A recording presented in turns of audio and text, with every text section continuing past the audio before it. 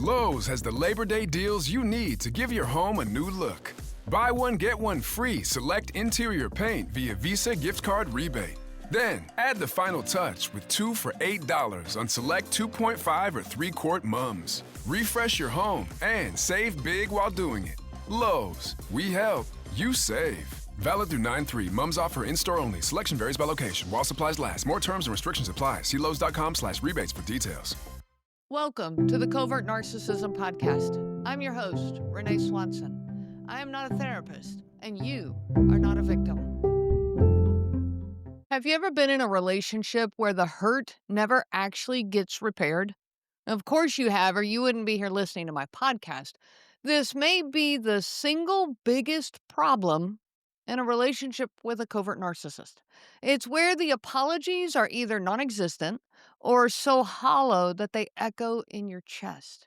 It's where there just is absolutely no ability to connect with this person except on a shallow, superficial, self-sacrificing of you level. You just can't grow up together. You're left holding the pieces of a conflict, waiting for the other person to help put them back together, only to realize that they've already walked away. And it's as if nothing ever happened. And after a while, you realize it's not just the conflict that hurts, it's the silence where healing should have been. Welcome back to the Covert Narcissism Podcast, where we talk about the gaping hole between you and your partner. That hole that just keeps widening, and every attempt you make to bridge it just falls into this abyss between you. You see, in healthy relationships, disagreements happen. Misunderstandings happen. Harsh words get spoken in the heat of the moment. I want to make sure that you know not everyone who says a harsh word is a narcissist. Not everyone who dismisses you in the moment is a narcissist. Not everyone who makes a joke at your expense is a narcissist. What sets the healthy relationships apart is the repair process. The difference lies in the ability to have the tough conversation, to do the hard work, to show up for each other, to give each other the space to be upset or to be hurt, and to be heard. That space where someone says, "Hey, I'm sorry. I didn't mean to hurt you. Let's talk about it." Let me give you an example. In a healthy relationship, let's say one partner makes a sarcastic comment at the other's expense during maybe dinner with friends. And on the way home, the partner who was hurt speaks up. "Hey, that joke stung a little. It really kind of embarrassed me." The other one replies, "Hey, I didn't realize that landed hard. I was just trying to be funny, but it's not okay then if that bothered you. I am sorry." They talk it through. They maybe even laugh about it later. The repair does not erase the moment, but it actually transforms it into connection. Trust grows because both people know that they can now face conflict together, and they come out stronger. This is a healthy, trusting relationship, and the bond that it builds is a trust bond instead of a trauma bond. Now picture the same scenario in a covert narcissistic relationship. The hurt partner speaks up. "Hey, that joke really stung a little bit. It embarrassed me." Well, instead of acknowledgement, the covert narcissist deflects. "Well, you're too sensitive. Everyone was laughing. Why do you always ruin the fun?" You do not feel heard at all. None. Zero zilch. There is no space for you to be heard. Or they double down and even say, "Maybe if you weren't so uptight, I wouldn't have to make jokes about you." There's no ownership, no repair, no space for feelings, not even a little. And if you really try to get your feelings heard, you really speak up a little bit, well, now this becomes a full-fledged narcissistic attack. So you shut down instead. The hurt festers, the unspoken message is clear, your pain is an inconvenience, not a priority. Your feelings, they just don't matter. In a healthy dynamic, talking about the tough conversations or having the tough conversations is safe. Both people show up for these difficult conversations, and the reward is extremely high. Yes, it's hard. Yes, it's risky. But as you realize that you're safe with this person, that it's okay to be vulnerable, raw, and honest, and that it's okay for them to be vulnerable, raw, and honest, then it becomes a relationship built on trust and safety. This growth together is amazing, and it bonds two individuals in a way that's not easily broken. But with a covert narcissist, both people don't show up for the difficult conversations. You have one person, you, trying to bridge the gap, willing to face the discomfort for the sake of the relationship. That's why. That's why you have to face it, is for that relationship. And then you have this other person pitching a royal fit at the very idea of addressing the problem. They're like a toddler stomping their feet, refusing to put their shoes on because they don't like how they feel. They stonewall, deflect, twist your words. They explode in defensiveness or sulk into victimhood. Anything to avoid sitting in that vulnerable space where accountability and grace actually happen.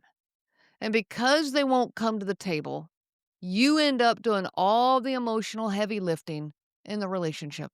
This is exhausting, one sided, and not sustainable. That gaping hole, it doesn't just vanish, it grows. It gets wider and deeper. And it collects things over time. Things like resentment, mistrust, loneliness.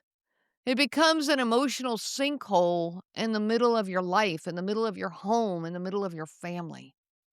I'm going to give you a handful of stories that illustrate this lack of give on their part and the gaping hole where reconciliation should exist. And let's start with the example I've already mentioned. Now, this was Megan, whose name is obviously not Megan. And it's Megan's husband who had made the cutting remark in front of friends. And it wasn't just a harmless little quip, it hit her below the belt. Her cheeks flushed hot, her stomach twisted, she forced a smile to hide the sting, and maybe some of her friends even noticed that, but her husband definitely did not. And that night, she goes to bed just sick in her stomach. She's replaying the words over and over because this is not the first time. This is not even the 100th time. We're way beyond that. But she's convinced that they'll talk about it in the morning. She thought, we've been married long enough. Surely he'll realize that that went too far. Surely he'll hear my words. But the next day, he's cheerful, talking about weekend plans as if nothing ever happened.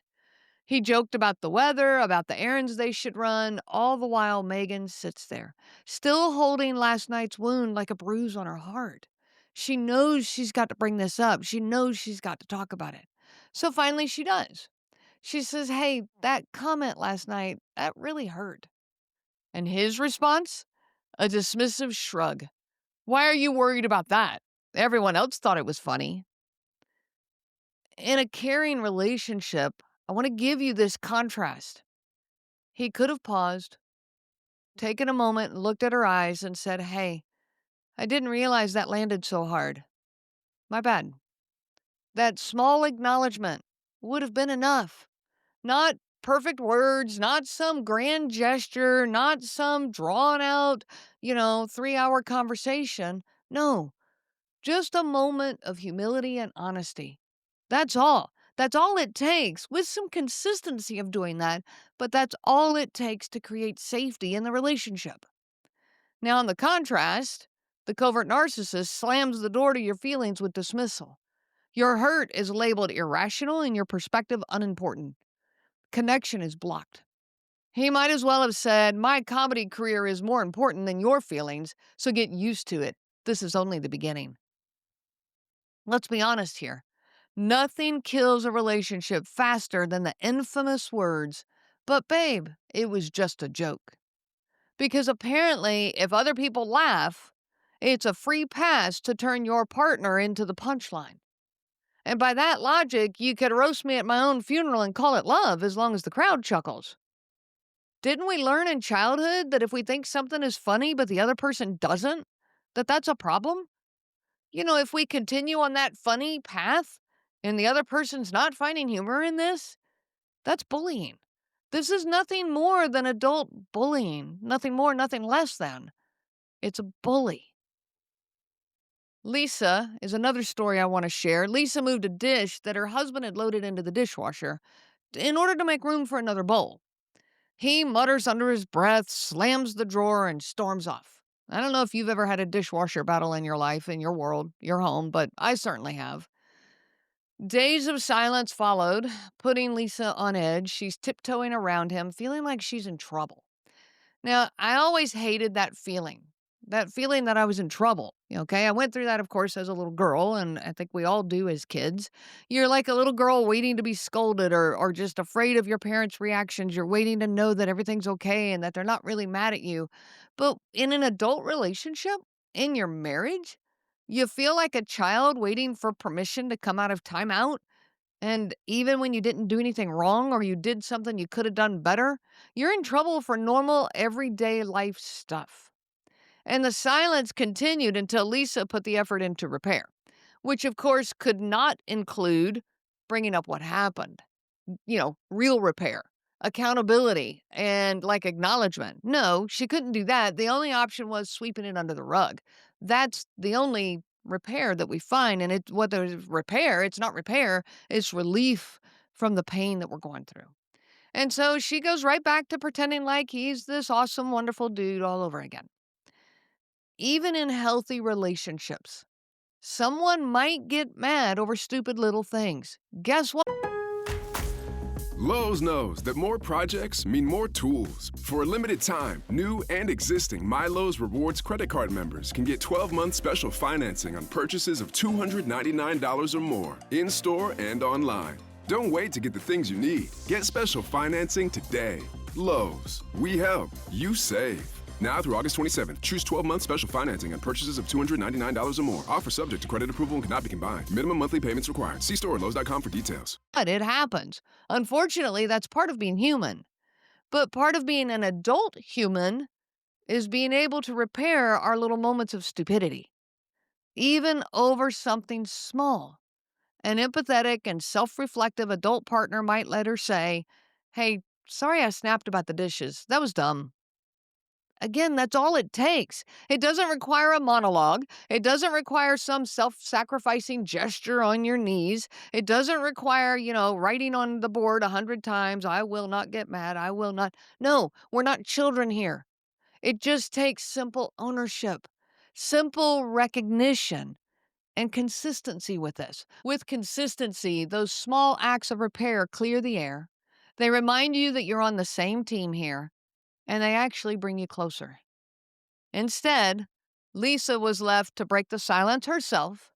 The rule became clear. She carried the responsibility for restoring the peace, even when she didn't cause the rupture. And restoring the peace means just ignore it and move on.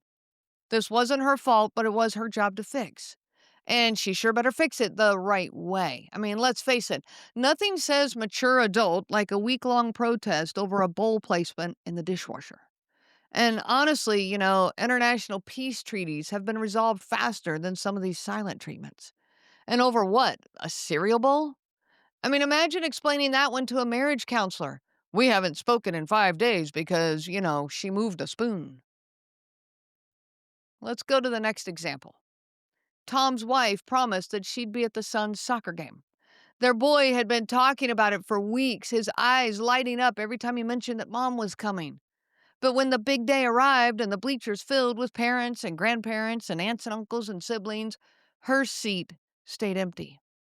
After the game, when Tom and their son arrive back home and there's mom, Tom tries to keep it simple and he just gently says, "Hey, we missed you today." Her response? Sharp, defensive. "I told you it was a busy day. I can't make it to everything, You always make such a big deal out of nothing." Well, let's contrast this with a healthy partner. A partner who cares about repair, cares about your feelings, has empathy, might say, "Hey, I'm sorry I missed it. It was a full day, but I know it mattered. Tell me how it went." That small acknowledgement, it validates not just Tom, but their son too. It reminds everyone, "Hey, you matter to me. What matters to you matters to me. I'm here for you now, even though I missed that, and I'm sorry, but I'm here for you now." That all gets communicated with those simple words. But instead, she brushed it off with irritation. No repair, no acknowledgement, no care, no empathy. The unspoken message was loud and clear. Your feelings are inconvenient. Your son's excitement is trivial, and my time is always more important than both of you. Let's be real, this is not just about a soccer game. It's about a memory. And now the memory isn't of victory or pride, it's of an empty seat. And notice how defensive she got.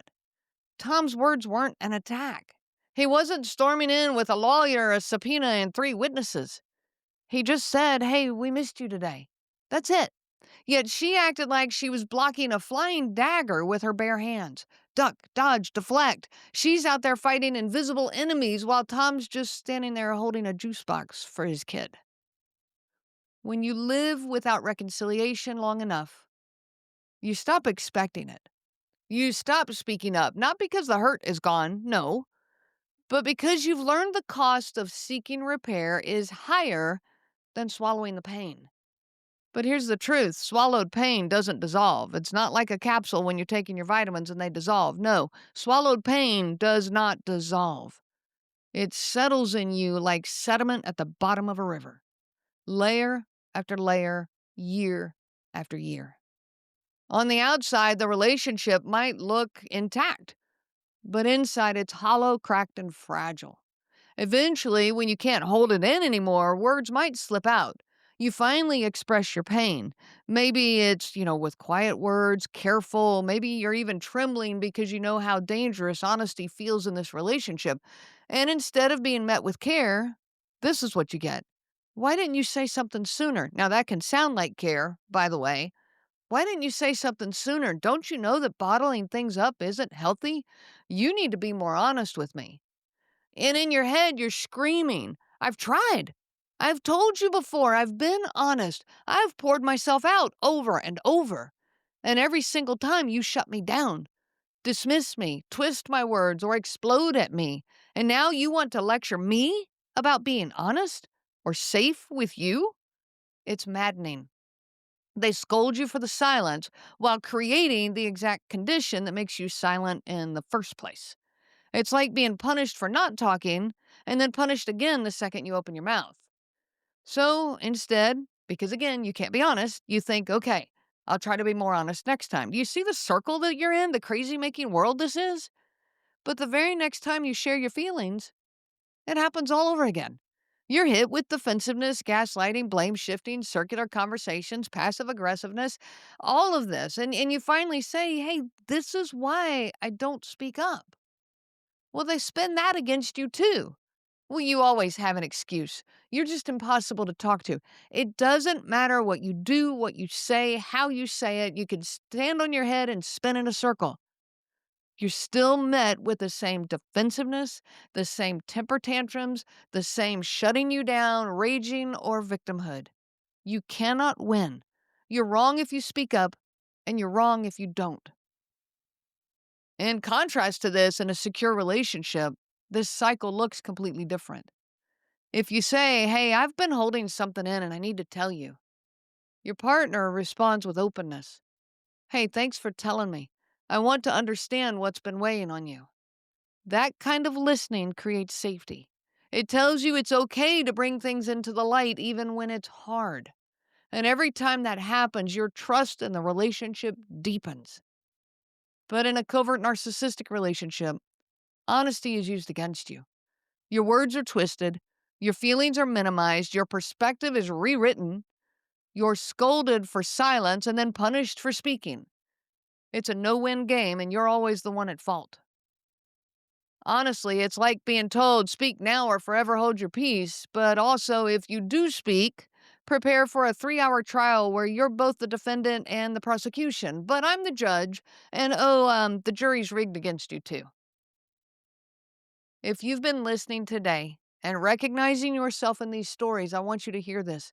The gaping hole where reconciliation should be is not your fault. It's not because you're too sensitive or because you don't know how to let things go or you don't know how to communicate the right way.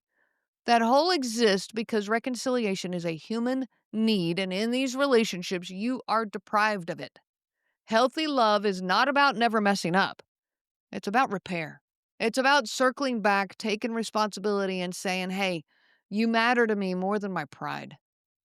That's what builds trust. That's what builds safety.